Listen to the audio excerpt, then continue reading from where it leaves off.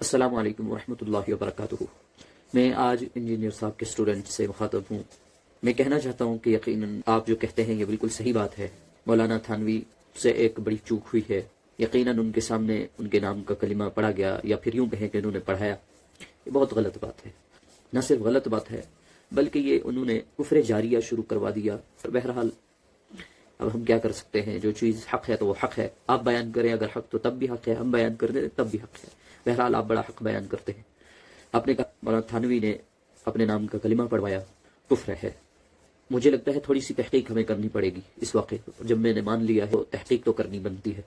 وہ تحقیق یہ ہے کہ جب کتابوں کو دیکھا گیا، مولانا تھانوی کی کتابوں کو، تو کہیں بھی کسی کتاب میں انہوں نے یہ واقعہ لکھا نہیں ہے یا اس قسم کا کلمہ پڑھوایا نہیں ہے۔ ان کے مریدین نے بہت سارے ان کے ملفوظات لکھے ہیں کتابوں میں، تو ان کے اندر بھی کہیں نہیں ملا۔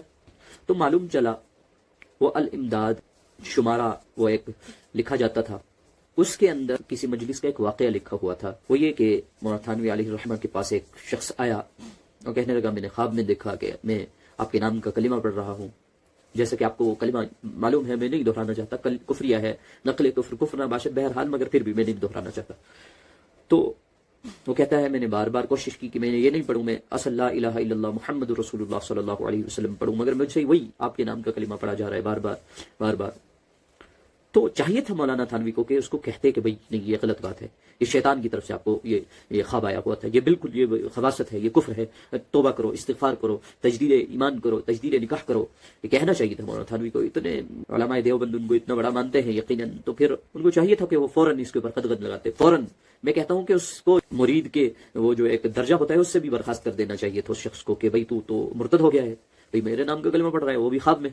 مگر اس کے اوپر مولانا تھانوی نے کیا کر دیا کہ اس واقعے کو جو ہے اپنی طرف موڑ لیا، اس خواب کو اپنی ایک اچھائی بیان کر دی کہ نہیں اصل میں اس کی تعبیر یوں ہے کہ جو جس شخص کے نام کا تم کلمہ پڑھنا چاہتے تھے وہ اصل میں متبع سنت ہے، اس کی تعبیر ہے کہ یہ وہ متبع سنت ہے، اس وجہ سے تو میں یہ بار بار ہو رہا تھا، کوئی مسئلہ نہیں، یہ بڑی بری بات ہے، صحیح نہیں ہے۔ چلو بہرحال ہم یہ مان گئے کہ آپ نے بالکل آپ بہت اچھے سے پکڑ لیتے ہیں بات کو، آپ حقیقت کو بہت اچھے سے پکڑ لیتے ہیں، آپ حق بیان کرنے میں کبھی جھجکتے نہیں ہیں۔ اسٹوڈنٹس اور خاص طور پر آپ کے انجینئر صاحب کبھی جھجکتے نہیں ہیں۔ میں چاہتا ہوں کہ ہم بھی ایک چھوٹا سا ایک کلپ دیکھ لیں تو اس سے بہتر ہو جائے گا، ہمیں بات کو سمجھنے میں بہت آسانی ہو جائے گی۔ وہ کلپ دیکھنے میں ہمیں لگتا ہے کہ کہیں نہ کہیں ہمیں کچھ نہ کچھ وہ اس کے کلوز مل جائیں گے، تو بہرحال وہ کلپ دیکھ لیتے ہیں، اس کے بعد بات کریں گے۔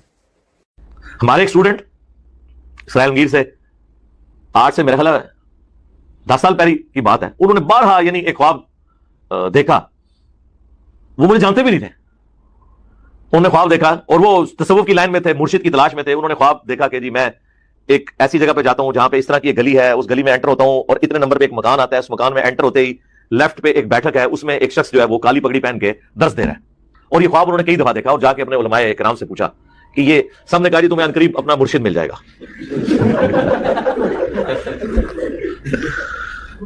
پھر مل گیا مرشد ان کو۔ جب مرشد ملا انہوں نے کہا اوہ یہ کتنے پاس گیا، ٹھیک ہے۔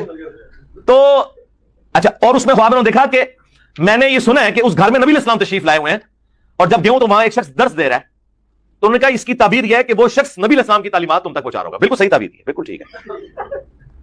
جب ملا تو یہ تو مسئلہ بڑا ہو گیا۔